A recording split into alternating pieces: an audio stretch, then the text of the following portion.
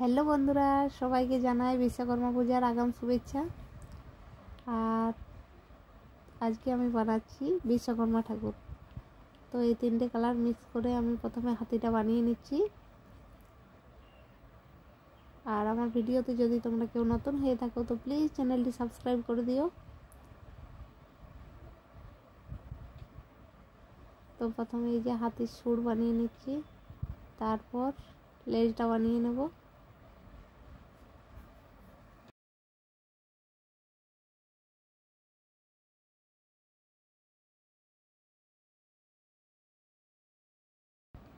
তো হাতিটা আমার অনেক ছোট মনে হচ্ছে, তার জন্য একটু মোটার থেকে একটু পাতলা করে লম্বা করে নিলাম। এরপর পাগুলো আমি লাগিয়ে দেবো। এই যে 4টে পা বানিয়ে রেখেছি আগের থেকেই।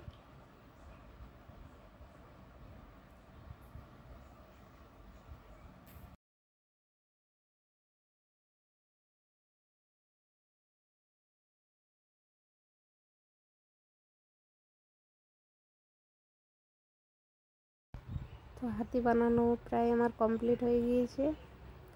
এরপর কানগুলো আর একটু চোখ আর এঁকে নেব, ওটা পরে বানাবো।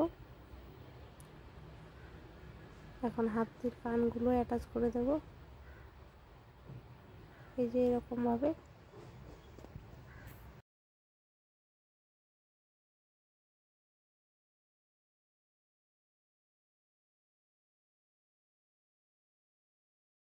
তো এই যে আমার হাতি বানানো হয়ে গিয়েছে। পরে আমি চোখগুলো এঁকে নেব। এরপর আমি হাতির উপরে একটা আসনের মতো দেওয়ার জন্য হলুদ রঙের ক্লে নিয়ে এরকমভাবে সেট করে দিলাম।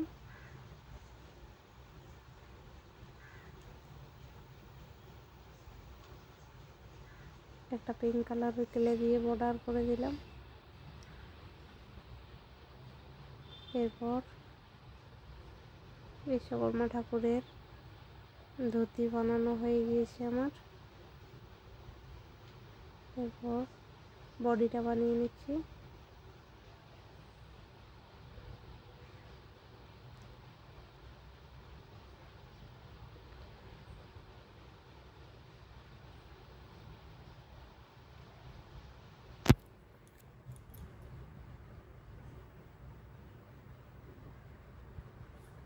এখানে আমি 3টে মালা পরিয়ে দিচ্ছি, প্রথমে দুটো, তারপরে ফাঁকা ফাঁকা লাগার জন্য আরও একটা পরিয়ে দিচ্ছি আমি।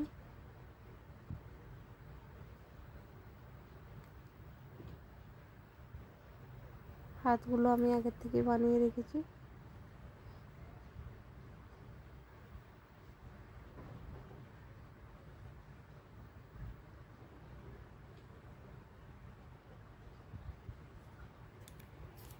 এই যে বাবা বিশ্বকর্মা ঠাকুরের মাথার চুলটা আমি একটু স্টেপ কাটনের মতো করে দিলাম,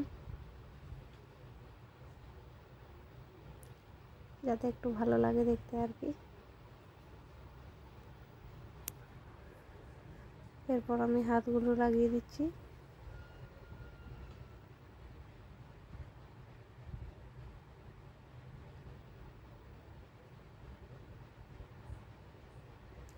তো তোমাদের কার কার বাড়িতে বিশ্বকর্মা পুজো হয় কমেন্টে অবশ্যই জানিও। কিন্তু আমাদের বাড়িতে হয়।